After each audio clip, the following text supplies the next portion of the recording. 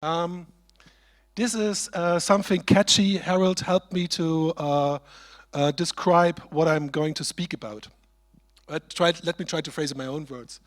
I'm going to speak about what we see in Mr Spex as omnichannel and how we approach it.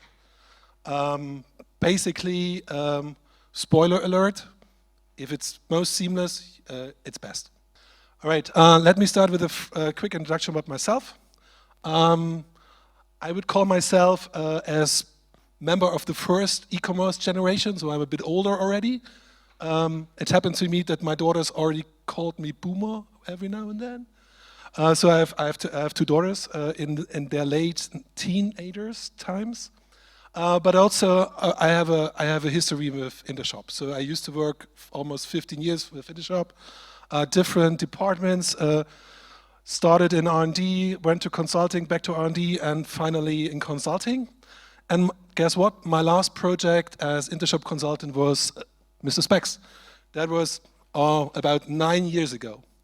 And my position at Mr Spex is basically two things. I'm head of technology for everything which is regards to the shop. And I'm also head of engineering for the tribe FrameFit. I will come to tribes in a little later. Who of you have heard of Mr Spex? Please raise your hand. All of you. That's almost all of you. That's amazing. So we used to claim European leader in eyewear business. Well, this talk is about omnichannel. You know, guess what? We changed it a bit. So nowadays we want our customers to wear glasses with confidence and joy. So making the right selections, and don't be shy wearing glasses, but really like wearing glasses. So personally, first thing in the morning I put on my glasses, and last thing in the before I went to sleep, I drop my glasses because it's so convenient for me that I hardly notice that I even wear glasses. So about the company that's been taken from our corporate website, investor relationships, you can read the details. I want to highlight that we are publicly listed since 12 months. Who knows the current stock exchange price of Mr Spex stocks? Nobody, that's good. Because we started with approximately 25 euros and are at the moment at 5. But I believe the whole industry is suffering these days, so be brave, buy our shares. Well, we started building for desktop and mobile independently. I think that was one of the worst decisions we ever made. Back then we thought like mobile has a different set of functionality. That is actually not true. But on top of that, we also something we called BAM, was a nice project name back then. It translates into brick and mortar stores, or brick and mortar. Remember the talk about AI? Brick and mortar was also mentioned there. This is like physical stores where you can go in and really touch the goods. And also we have native apps. So that means we used to partner with a company that we recently acquired, building us tools where we really need native apps. And of course, looking forward, we want to integrate with them even more. We are playing in 10 European countries, also here in the Netherlands, and we have physical stores in 3.5 countries, I would say. So majorly in Germany, 57 at the moment, I believe, 3 in Sweden, 4 in Austria, and we're gonna open our next store in Zurich, in Switzerland. That's about Mr Spex. Basically, if you have questions, you can shout at me. I try to answer. Otherwise, there will be a Q&A session at the end. All right. Omni-channel, omni-what? So I think, who of you knows domain-driven design? Have heard of DDD? Okay, ubiquitous language is a thing there. So if you start talking to stakeholders, talking to developers, it's always good to establish a common language.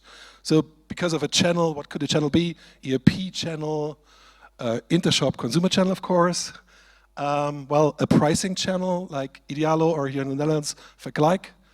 and basically also a channel where there's water. Let me try to pronounce it. Gracht. I hope that I didn't offend you. Okay, but what I basically mean is like having different touch points for the customers, where they actually at the end should shop our products and services. Yeah, why omnichannel? You could think of like the regular girls and guys that do shopping on the web, like coming back to my daughters, like digital natives. They're pretty much influenced by their social commerce stuff, and like your parents basically. So I don't know how much of your parents are shopping online. Mine don't, so they prefer some more classic stores. But should you like keep them apart? No. So what we learned is typically our customers have at least 4, probably also different touch points. So what they're probably going to see something in an advertisement, then put this to the basket, later on try it out on the web, and maybe even go to a store of us or one of our partner opticians, and finally make the buying decision. That also makes it very hard for us to build a contribution model out of this, because you usually have to share revenue across those touch points. So this is our journey. I know this is an ugly slide. This is one of the built-in PowerPoint stuff. Well, where we come from? We came from like just selling sunglasses and contact lenses online. And then, like I would call it the next stage, that we said, okay, prescription glasses is a thing, but there you need opticians to do eye tests for you. So we built up a partner network, and well, of course we used to have a tremendous return rate. So because if you see something on the web and then it shows up on your parcel and you have it in your hand and have a totally different feeling out of it. So we started something called trial orders. You can basically order 4 frames for free without glazing or just dummy glazing, and then decide at home which one to keep, which one to return, and hopefully which one to glaze, because of this is what we like most. Like in the next phase, we launched our first own store, and we invested a lot in logistics and in the workshop. So if you buy a prescription glass from Mr Spex, it most likely will come from our logistics center in Berlin. And what they do there is they have some frames. They put this, they trace it into your frame, and then you have a real optician that tests your glasses, and afterwards you get the parcel. Hopefully you're happy. So we invested a lot. But then stage 3, and I feel this is where we are now. So there's media breaks. There's a lot of media breaks, especially in our stores used to be a lot of media breaks. So imagine you're trying to sell something with a web application, but then it comes to payment. How to get your data into the cash register. So we started with a MVP solution where we ended up in the on the web with the barcode. Someone printed that out, put it to the cash register. Worked, but not great, as you can imagine. And well, next stage or future stages is to really have a seamless integration and a personalized shopping experience. This is where we're heading to. Telling about a bit our first own store. So this project came in very quickly and on short notice, and we wanted to build it with minimal efforts, especially in terms of IT. So we decided to use our web shop, put a few additional features on it, and voila, we had something a sales agent in the store can use. We picked a nice location who used to be in Berlin and knows Alexanderplatz. There's a big shopping center called Alexa. I think before the Mall of Berlin started, it used to be the biggest, but we also have a store in the Mall of Berlin anyway. And we tested there basically. From the store design, well, give me the best. So we looked at Apple. And copycat a little bit from Apple. This is basically how our store looked like. If you're familiar with Apple stores, so you probably see some similarities. It also won awards, so it was really great. But finally, we had to scale that.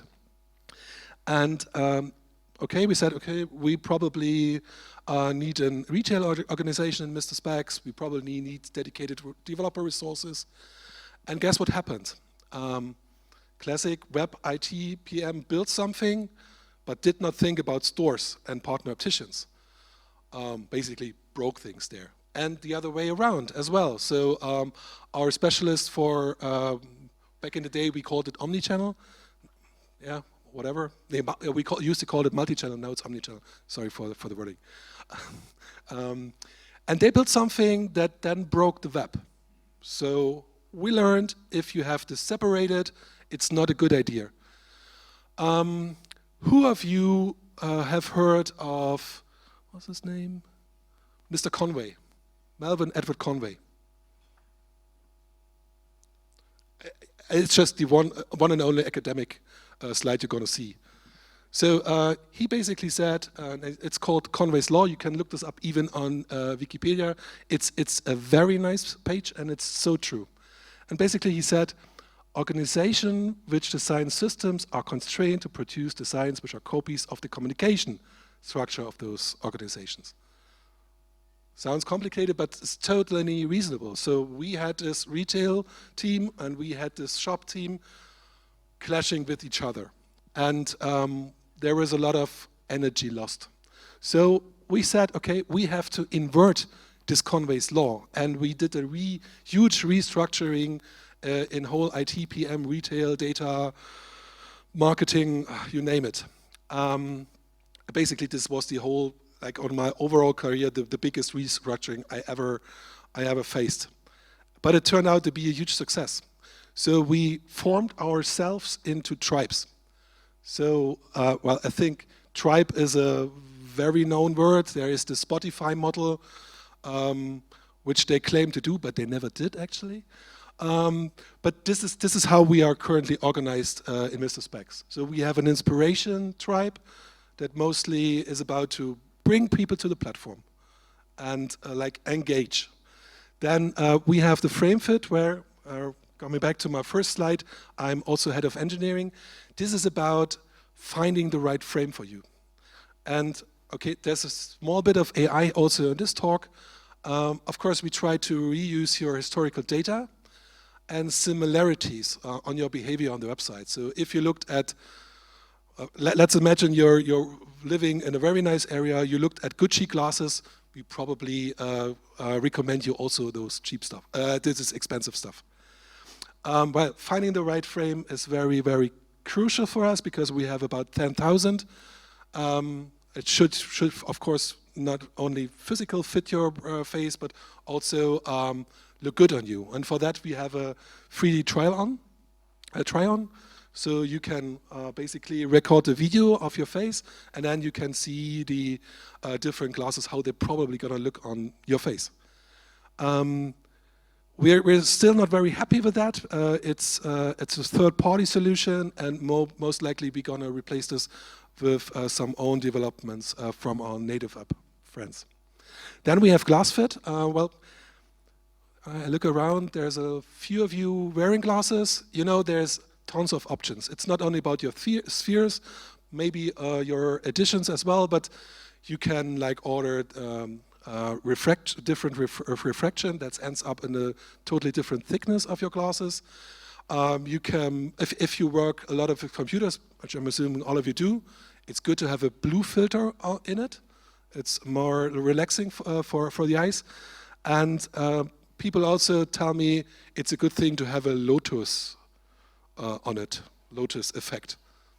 I'm not 100% sure about that, but overall it's complicated. And also what this tribe is doing is making sure that you have a good journey in terms of eye tests. You can test your eyes online. We are partnering with a Dutch company called Easy. They do actually offer online eyesight tests.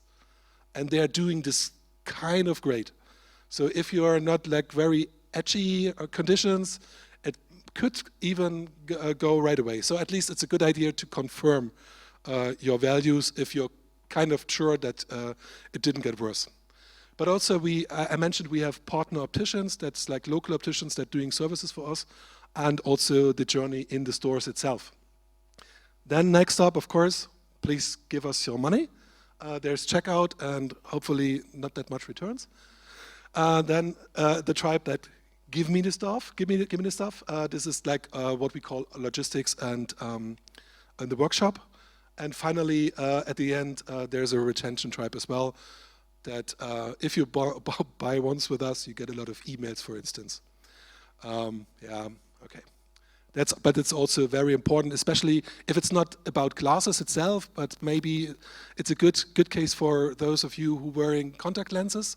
So it's a totally different beast. So if you wear contact lenses and need contact lenses, again, it's about convenience. You don't want to bother about that. You just want to get new contact lenses when it's time. So we have a subscription model, for instance, for contact lenses. And of course, we have marketing activities for that. More to the tribes. Who of you knows OKRs? Do you like OKRs? I get that. Because of most of the companies, I believe, are doing OKRs wrong. So, well, a company, of course, should give you a direction, what they're about to achieve.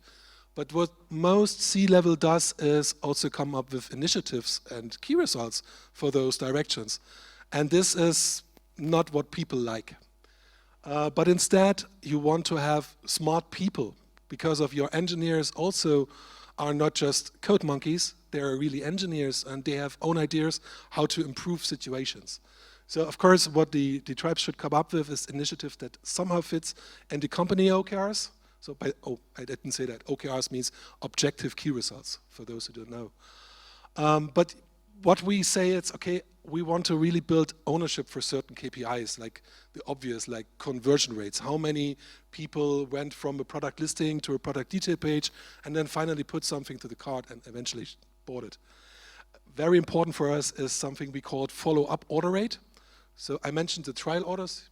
Let's say you order 5 for sample frames to your house. How much of those do you actually glaze? This is very important KPI for the whole company. And of course, you also want to empower those tribes to push back on stuff that comes from the C-level. Sounds odd, but that's really nice. This is where you build the trust. This is where you actually make them own their stuff. And coming back to Omnichannel, I said that we don't have independent teams for shops, stores, and online anymore, but we are doing this all together and try to consider all the touch points from the beginning. How I'm doing with the timing? Am I right? Awesome. So I'll be in time. Some features about our stores. I know this is quite an ugly slide, but let me try to walk you through. Starting on top. Of course, you can come to our stores, like if you're just in the mood and browsing through high streets or shopping centers. But at best, you make an appointment beforehand. If you do that, we can make sure we have an optician ready for you when you arrive. You can check in yourself, which is good for us, then we know you by then already. You don't have to wait too long in the stores. So we're using a tool called Timify doing that. Right-hand side, I mentioned that we're using a small addition to our website for the sales agents. So it was born by the fact that it had to be rolled out very quickly, but we tend to believe that this also has some educational effect. So maybe if you order together with the sales agent first in the store, maybe your next order is an online order, which we would like, of course. Then we have something we called OTC orders, over the counter. What is that? This is something we actually have in stock in the stores. So someone gets to the shelf, get out the sunglasses, scans it at the cash register, and you get it right away, or for contact lenses as well. Still, we want to get your email address by doing that, because of if we do this, we probably can serve you better afterwards with more offers. Electronic shelf labeling I want to highlight. In our first store, we printed very nice product cards. They were really, really nice. I think one of them like costed almost €1. But there was a price on it. And guess what happens? The price changed. So we had to throw away a bunch of those nice product cards. Then we had just a 2D barcode on it, but well, people above 55 don't know what to do with the barcode. So we said, okay, or sorry for, you know what I mean, you get me, right?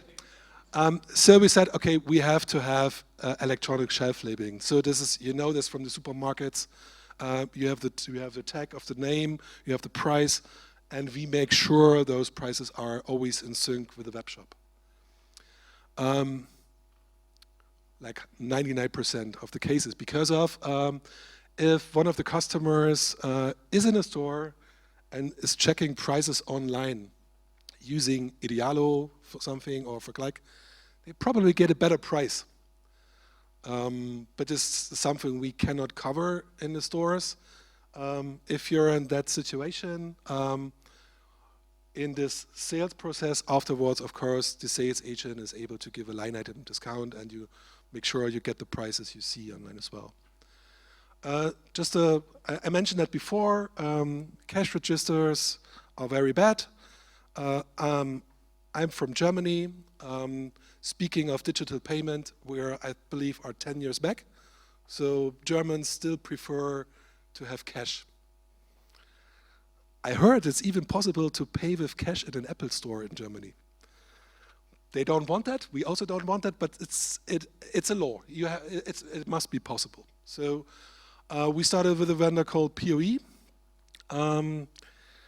that could not fulfill. That was good in the beginning. I explained that in the checkout you ended up with the barcode, scan it at the cash register. Yeah, it worked, but it was more or less an MVP solution. Now we switched to a different vendor. I think it's a Dutch company. It's called Tilhub,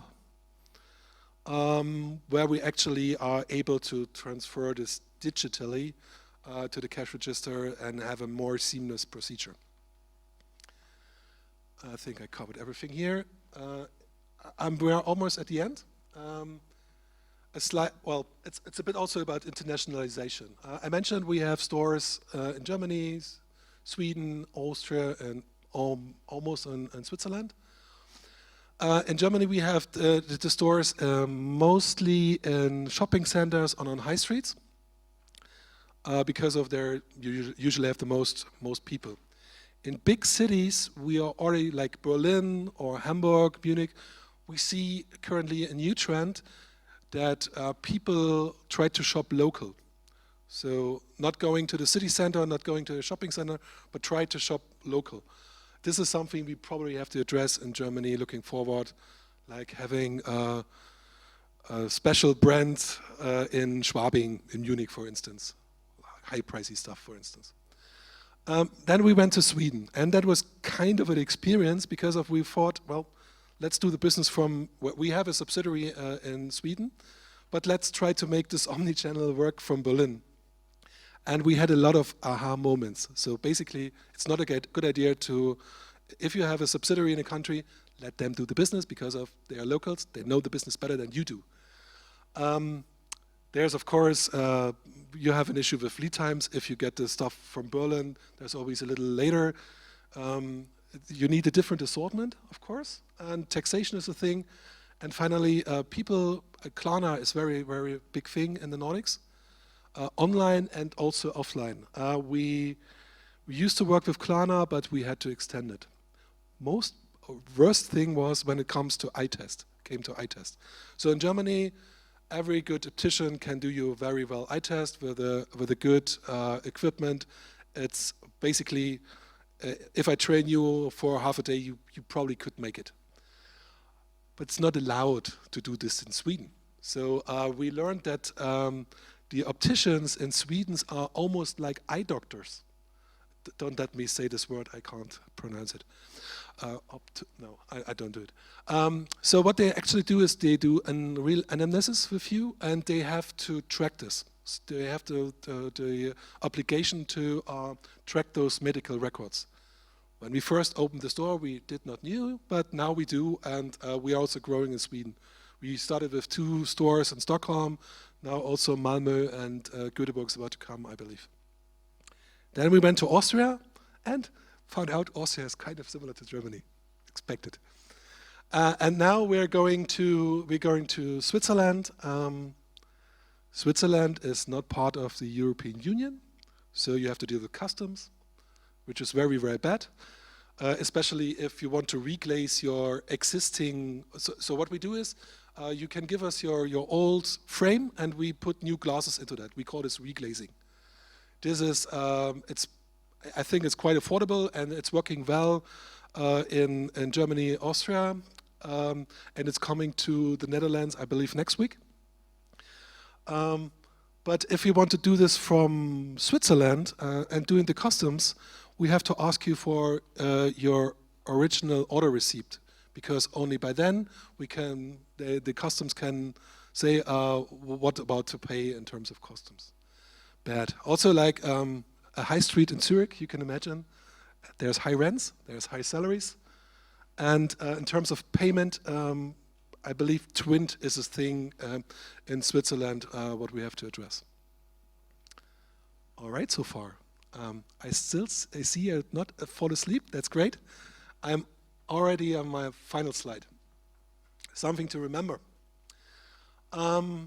Yeah, setup of your organization is key. We learned that the hard way, and I really can recommend you to build your organization in that way and think omnichannel from the very beginning. You need to hire specialists and listen to them. So if you want to set up a new store, there has to be someone installing servers, even though it's mostly cloud, but there's some networking to be done. If you want to do this from Berlin, you have to ship your people to the places. And people don't scale that great and don't want to be every week in another city. So try to work with local contractors. Try to avoid media breaks. I had that before. And respect diversity. I can't emphasize most. Countries are different, people are different, regions are different. Of course, locations are different. So if you have a store, for instance, in a very high fashionable area, you want to have a more high pricey assortment. If you have it in a, I would call it 1B location, high street, you probably want to have a different assortment with more old brands, for instance. Centralizing logins. You want to identify your customers, and ideally, I mentioned the Timify thingy. Imagine if the people would not only check in with Timify, but already log into your platform. So what we're currently rolling out is a centralized login using Auth0. Who knows Auth0? Has heard of Auth0? Okay. It's a centralized login system where you can actually also use your Facebook, is that a thing? Or Instagram account to have those kinds of social logins.